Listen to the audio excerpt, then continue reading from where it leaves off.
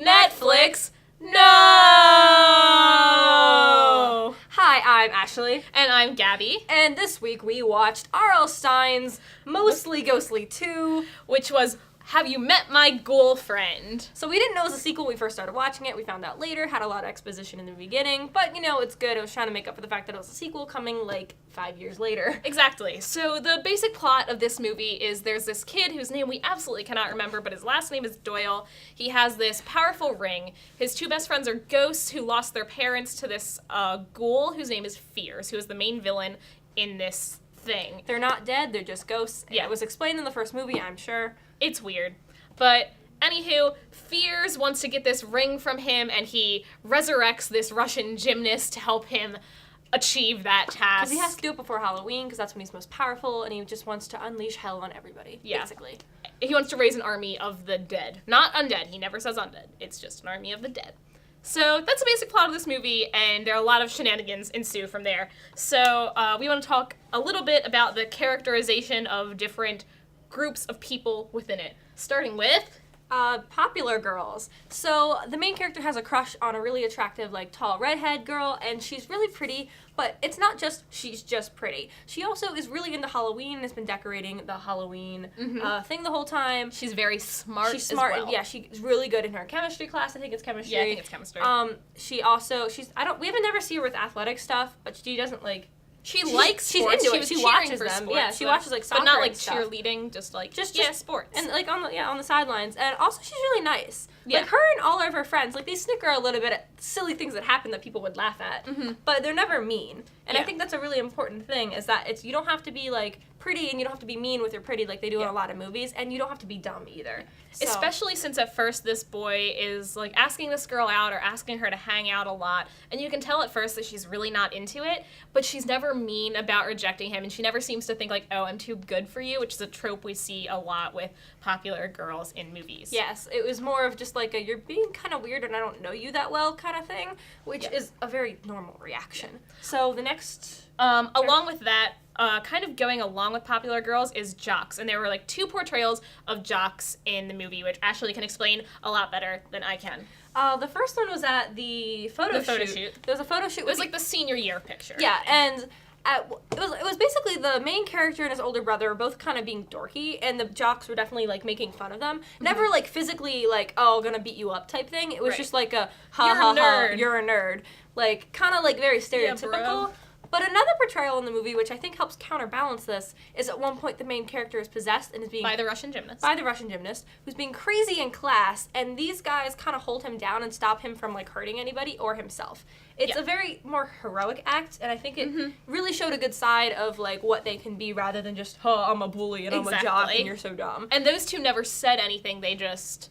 were there and then they brought him to the principal's office. Carted him off. Another group in this is adults, which I really want to talk about. Yes. So the adults in this movie seem a little over-dramatized, and I think that was a very conscious choice, because it makes the children seem a lot smarter and a lot more capable of dealing with their own problems. The main character's parents never overly freak out about things, and they're really over dramatic, but when they are supportive of their children, they're very supportive. The dad goes to the soccer game in full face paint with an air horn, and that's really great. And the gym teacher is very overly strict, you climb that rope and you do all these things and I just want to win this trophy, and they were very clear choices and they were comedic, and I think that overall they worked.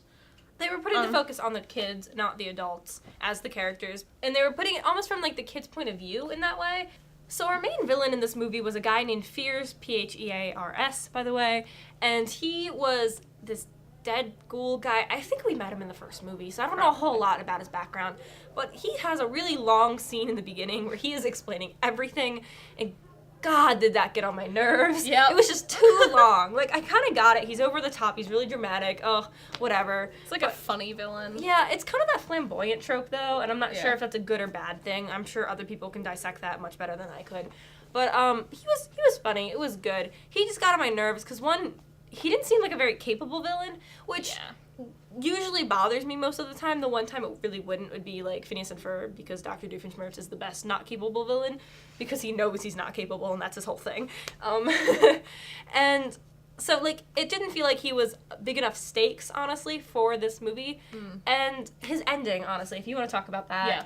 He loves his cat so much, and the cat lives in the main character's house, and he just wants to get his cat back. Well, he also wants to raise an army of the dead, but he really just wants to get his cat back, and the kid brings his cat to him and, like, throws his cat into this vortex, so he's forced to go after it, and he's like, no, Daddy's coming, and it's great, and I loved it. And I just feel like it would have been a cuter ending or a better ending if he had just gotten his cat back and then just been happy and not want to, like, raise an army of the dead anymore. Yeah. So I was a little peeved that wasn't the ending.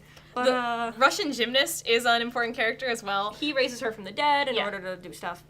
And she is used to possess different people throughout it, and she just does all her crazy gymnast things, and then she falls asleep, because she's probably narcoleptic, and it's awesome. She's so funny. She's basically the comedic relief in this entire film, which doesn't super need comedic relief, but it's there and it's great that it exists.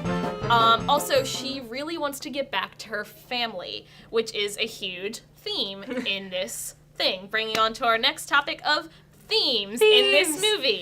Yeah, transitions. Basically, we're going to talk about a lot of themes of love. First one being familial love. So as we talked about before, the parents were definitely a big part of that, but they didn't show it as much as the brotherly love and the sibling love with the ghosts. So when in terms of brotherly love, they definitely were punching at each other and like kind of like making each other look bad and stuff, kind of like brotherly things, but never to the point of cruelty. It was just kind of like stuff they set up for each other and getting back at each other. Yeah. But when they never wanted to avoid each other. Yeah, and they never wanted each other to get hurt either. So at one point, the older brother was possessed by the Russian gymnast, and the younger brother saved him from causing harm or doing anything with the ring.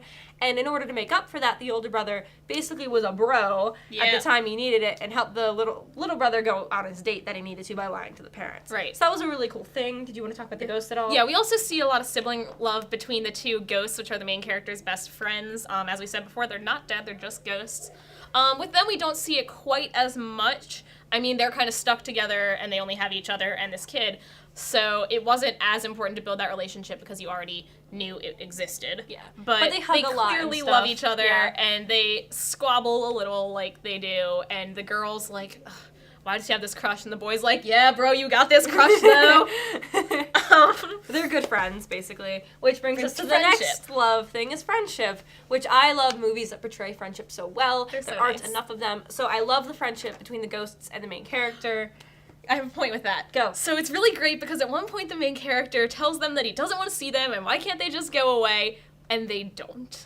Because they know he's just annoyed and he'll get over Angsty teenager problems. I mean, they do leave at that moment and they kind of come back, but they kind of bring it up. Yeah. And then who says it? Was it Emma? Yeah, Emma, the Russian gymnast. She was in his mind and knew him so long or had heard things he said, and she was basically just like, he loves you a lot, stay together. And then they're all like, aww. It was great. It was so cute. Oh my god. And then just crushes. I mean, we kind of talked about that earlier, but it was really cute. It felt like their age. Innocent. Yeah, it didn't feel like they were trying really hard to do anything else. It felt very much like how you would act at that age, which is over the top, dramatic, embarrassed, but still, willing to give it a shot, It was really so just kind of like, hey, you're into me at all. I'm so excited. Oh my god. It was really cute. Do you think she likes me?